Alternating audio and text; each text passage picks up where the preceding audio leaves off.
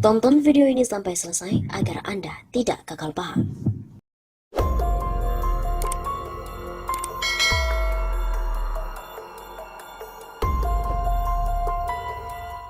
Innalillahi, ratusan orang telah tewas selama 6 tahun Jokowi berkuasa. Sebanyak ratusan orang tewas karena konflik di tambang selama 6 tahun Jokowi berkuasa. Hal itu berdasarkan catatan Jaringan Advokasi Tambang atau JATAM. Konflik itu sepanjang 2014 sampai 2020 atau masa pemerintahan Joko Widodo, terdapat 168 orang yang telah meninggal dunia. Ada 116 konflik di 1.640.400 hektar tanah selama Jokowi jadi presiden. Divisi Jaringan dan juga Simpul Jatam Nasional Ki Bagus mengungkapkan, angka konflik pertanahan antara warga dan perusahaan tambang pada tahun 2020 saja tercatat ada 45 konflik di atas 714.692 hektar tanah. Kemudian untuk dibayangkan, luas ini setara dengan 3 kali luas wilayah Hong Kong. Di tahun 2019 ada 11 konflik, kemudian tahun 2020 mencapai 45 konflik, atau hanya dalam 1 tahun lonjakannya lebih dari 4 kali. Konflik yang paling banyak terkait dengan perampasan lahan dan kriminalisasi, kata Ki Bagus dalam jumpa pers virtual pada hari Minggu 24 Januari. Jikalau ditotal dalam masa kepemimpinan Jokowi, sejak tahun 2014 sampai 2020 tercatat sudah ada 116 konflik tanah tambang dengan luasan 1.600 sekian hektar atau setara 3 kali luas Pulau Bali. Hal ini menjadi catatan yang sangat buruk karena dalam waktu setahun saja, konflik yang terjadi bisa 5 kali lebih banyak dari tahun 2019. Lebih lanjut, Jatam juga mencatat ada 3.092 lubang tambang yang dibiarkan tanpa reklamasi atau perbaikan oleh perusahaan tambang di seluruh Indonesia. Sebaran ribuan lubang tambang itu ada di Aceh, Riau, Sumatera Barat, Bengkulu, Lampung, Jambi, Sumatera Selatan, Banten, Kalimantan Selatan, Kalimantan Utara, Kalimantan Timur, dan juga Sulawesi Selatan. Mereka pun mencatat dari 2014 sampai 2020 ada 168 warga menjadi korban di lubang tambang. Mayoritas anak-anak, contohnya di Samarinda, Kalimantan Timur ada sekitar 39 anak meninggal karena tenggelam di lubang tambang. Ada juga yang terbakar karena jatuh ke lubang yang masih ada batu baranya. Kondisi ini menurut Jatam akan semakin parah karena disahkannya Undang-Undang Cipta Kerja oleh pemerintah dan juga DPR. Apalagi sekarang kewenangan memberikan izin mengawasi pertambangan seluruhnya diserahkan ke pemerintah pusat lewat Undang-Undang Cipta Kerja. Sementara saat dikerjakan pemerintah daerah saja seperti ini, potret daya rusaknya bagaimana jika semua terpusat di Jakarta. Begitu tutupnya.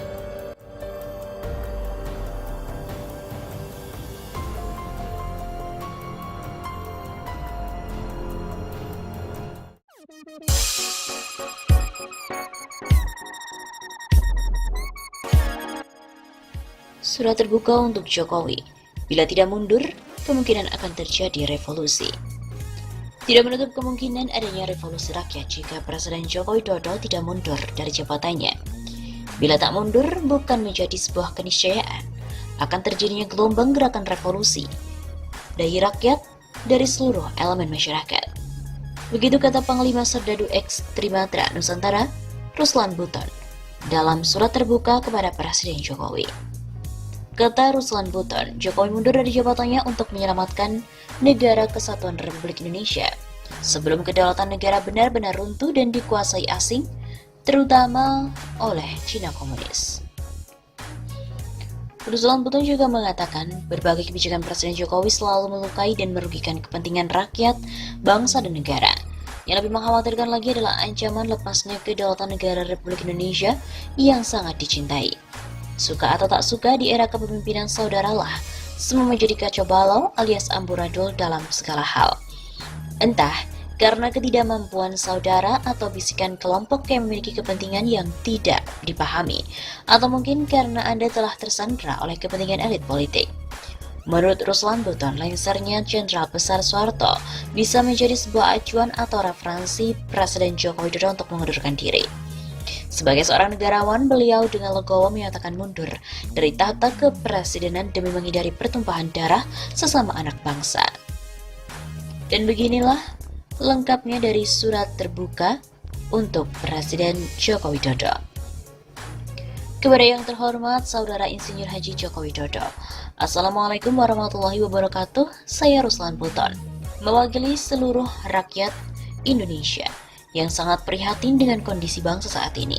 Di tengah pandemi COVID-19, saya melihat tata kelola berbangsa dan bernegara yang begitu sulit dicerna oleh akal sehat untuk dipahami oleh siapapun. Kebijakan-kebijakan saudara selalu melukai dan merugikan kepentingan rakyat, bangsa dan negara. Yang lebih mengkhawatirkan lagi adalah ancaman lepasnya kedaulatan negara, Kesatuan Republik Indonesia yang sangat kami cintai ini. Suka atau tidak suka, di era kepemimpinan saudaralah, semua menjadi kacau balau, alias amburadul, dalam segala hal. Entah karena ketidakmampuan saudara, atau bisikan kelompok yang memiliki kepentingan yang tidak saudara pahami, atau mungkin karena saudara telah tersandera oleh kepentingan politik. Di sini saya tidak akan memaparkan kebijakan-kebijakan saudara yang lebih banyak merugikan rakyat, bangsa dan negara.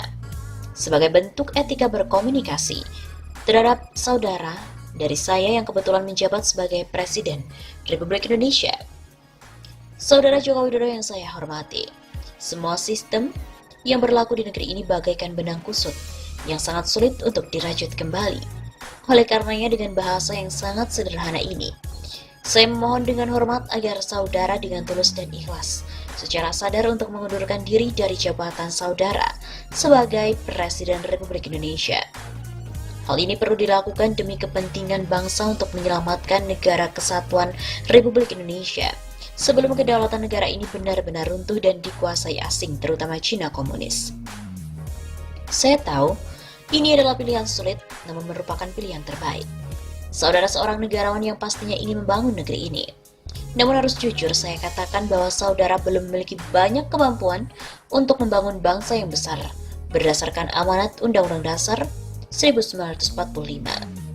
Sehingga terjadilah kebijakan-kebijakan yang menjadi blunder politik yang sangat merugikan rakyat, bangsa, dan negara. Saudara Joko Widodo, sekali lagi saya sampaikan bahwa solusi terbaik menyelamatkan bangsa dan negara Kesatuan Republik Indonesia ini hanya ada satu. Saudara harus bersikap kesatria dan legowo untuk mundur dari tahta kepresidenan. Namun bila tidak, bukan menjadi sebuah keniscayaan akan terjadinya gelombang gerakan revolusi rakyat dari seluruh elemen masyarakat, seluruh komponen bangsa dari berbagai suku, agama dan ras yang akan menjelma bagaikan tsunami dahsyat yang akan meluluhlantakkan para pengkhianat bangsa. Akan bermunculan harimau, singa, dan serigala lapar untuk memburu dan memangsa para pengkhianat bangsa.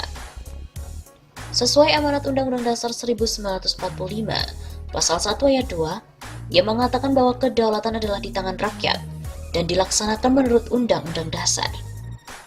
Saudara Joko Widodo, lengsernya Jenderal Besar Soeharto bisa menjadi sebuah acuan atau referensi untuk saudara lakukan. Sebagai seorang negarawan, beliau dengan legowo mengatakan mundur dari tahta kepresidenan demi menghindari pertumpahan darah sesama anak bangsa.